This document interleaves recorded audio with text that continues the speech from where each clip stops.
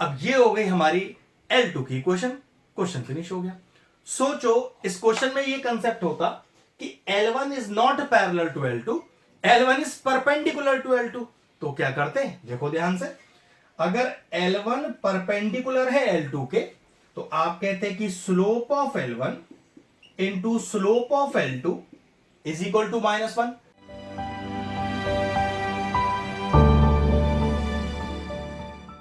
Hello friends, आज हम topic discuss करें क्लास 12 से चैप्टर 11 में रिलेशन एंड फंक्शन। एक बहुत ही बेहतरीन सा क्वेश्चन लिखा है। फर्स्ट पार्ट तो इस क्वेश्चन का काफी आसान है, मेन जो सारा लॉजिक है वो उसके सेकंड पार्ट में, लेकिन मैं इस क्वेश्चन को पूरा कंप्लीट करके दिखाऊंगा। जिसको ऐसा लग रहा हो कि उसे फर्स्ट पार्ट आता है, सेकंड पार्ट ही सीखना है, तो डायरेक्टली नीचे टाइमलाइन आ रहा है वहां पर शिफ्ट हो जाइए, आपको डायरेक्टली सेकंड पार्ट का आंसर मिल जाएगा। और जिसको पूरा क्वेश्चन सीखना है वो जरा ढंग से देख लो। कह रहे कि show that the relation are L1, L2 where L1 is parallel to L2 then R is an equivalence relation। मतलब L1 पैरेलल L2 रिलेशन को यूज करते हुए इस रिलेशन को इक्विवेलेंस रिलेशन प्रूव करना है। अब किसी रिलेशन का इक्विवेलेंस होना तब प्रूव होता है जब वो पर्टिकुलर रिलेशन क्या क्या हो, वो हो रिफ्लेक्सिव, ठीक है, वो हो आपका सिमेट्रिक, और वो रिलेशन हो आपका ट्रांजिटिव। अगर ये तीनों रिलेशन करेक्ट बैठेंगे तो कहेंगे कि भाई जो गिवन रिलेशन है वो एक इक्विवेलेंस रिलेशन है। तीनों की अपनी सेपरेट सेपरेट कंडीशन है, करके दिखाते हैं। तो पहला लेते हैं, सबसे पहले प्रूव करते हैं कि ये गिवन रिलेशन कि L1 parallel to L2 reflexive है या नहीं। अब रिफ्लेक्सिव क्या कहता है? रिफ्लेक्सिव कहता है कि दोनों लेटर एक जैसे कर दो। कहने का मेरा मतलब है कि अगर लिखा हुआ है कि AB बिलोंग्स टू R, ये क्वेश्चन है अगर आपका, तो आपको रिफ्लेक्सिव के लिए प्रूफ करना होता है A बिलोंग्स टू R। अब हमारे पास क्या रिलेशन है कि L1, L2, L1, L2, जिसका रिलेशन है कि L1 parallel to L2। Reflexive कहता है कि भाई दोनों एक जैसे कर दो, तो आप भी दोनों एक जैसे कर दो। L1, L1 लेके चलना है, तो फिर देखो रिलेशन क्या हो गया हमारा कि L1 is parallel to L1। क्या लाइन L1 अपने आप की पैरेलल होगी? तो जवाब है बिल्कुल होगी। A line is always parallel to itself, तो लिख देंगे a line is always parallel to itself. एक लाइन हमेशा अपने आप की पैरेलल होती है, तो L1 parallel to L1 correct हो गया। Hence relation R is true. तो रिफ्लेक्सिव के लिए पहला रिलेशन प्रूव हो गया। अब चलते हैं सिमेट्रिक वाले पार्ट पर। अब सिमेट्रिक क्या कहता है, मैं बताता हूं उसका आपको कंसेप्ट। सिमेट्रिक कहता है कि अगर कोई रिलेशन ए बी है जो बिलोंग करता है आर को, तो सिमेट्रिक कहता है कि इसका रिवर्स भी बिलोंग करना चाहिए आर को, तो बात बन जाएगी। हमारे पास क्या है, L1, L2 belongs to R, ये कंडीशन यस है, इसकी आपको कोई प्रॉब्लम नहीं है, मतलब ये कंडीशन ऑलरेडी यस गिवन होती है।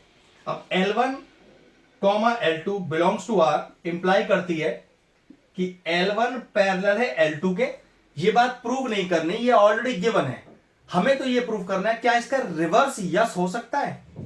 तो गारंटी है कि अगर एक लाइन L1 L2 के पैरेलल है तो पक्की बात ये L2 भी L1 के हमेशा पैरेलल ही होगी।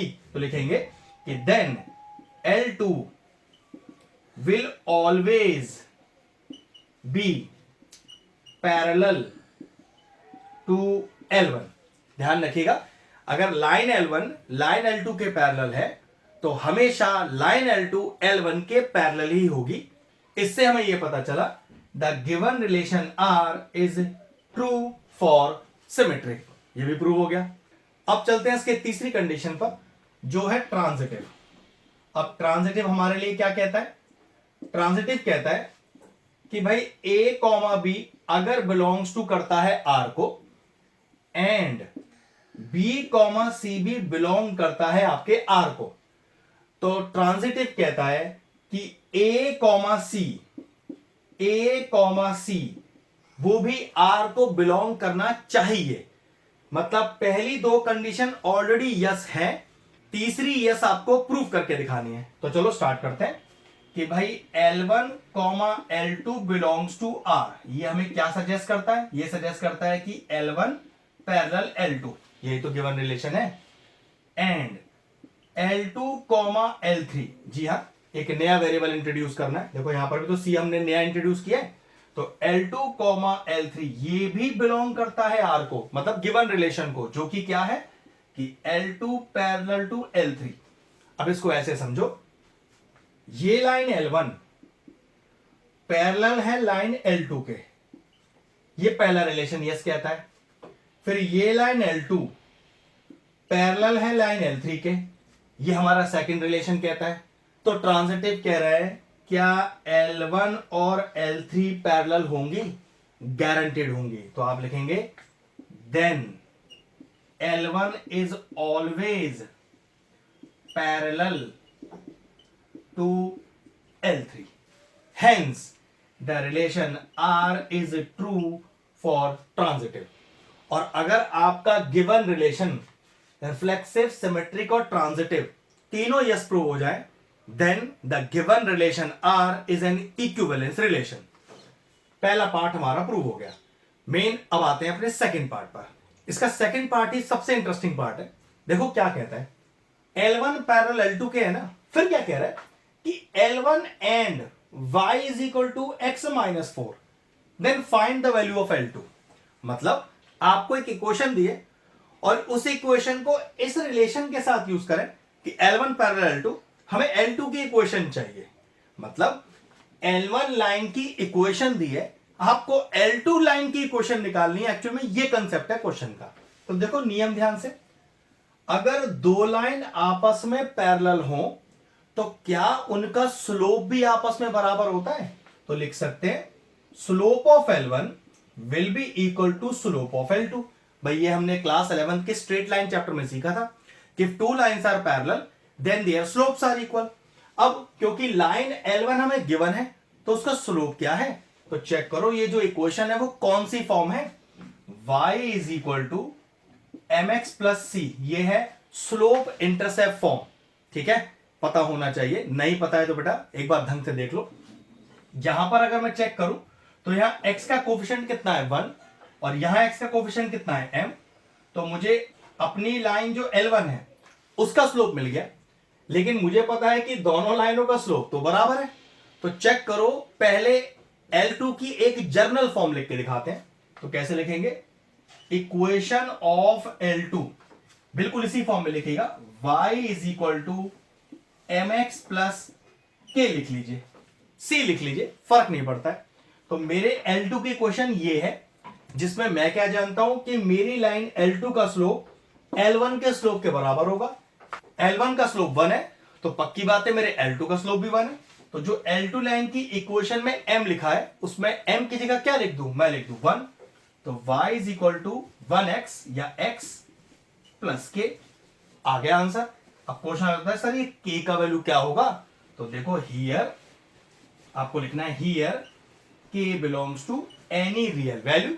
तो बस आंसर आ गया, y is equal to x plus k where k belongs to any real value. अब ये हो गई हमारी L2 की क्वेश्चन फिनिश हो गया। सोचो इस क्वेश्चन में ये कंसेप्ट होता कि L1 is not parallel to L2, L1 is perpendicular to L2। तो क्या करते हैं? देखो ध्यान से, अगर L1 परपेंडिकुलर है L2 के तो आप कहते हैं कि slope of L1 into slope of L2 is equal to -1। अब स्लोप ऑफ L1 कितना है? 1 है हमारे पास, पुट कर दो। तो 1 into slope of L2 is equal to -1। तो यहां पर स्लोप ऑफ L2 क्या आ जाता? -1 आ जाता। जर्नल फॉर्म हमें L2 की फिर भी ये लेनी पड़ती, बस करना क्या होता, इस बार हम स्लोप में -1 पुट करते और उस केस में क्या आंसर आता?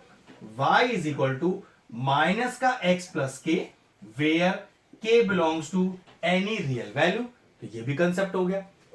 L1 पैरेलल L2 हो या L1 परपेंडिकुलर टू L2 हो, आपको स्लोप का कंसेप्ट यूज करके अपना आंसर निकालना है।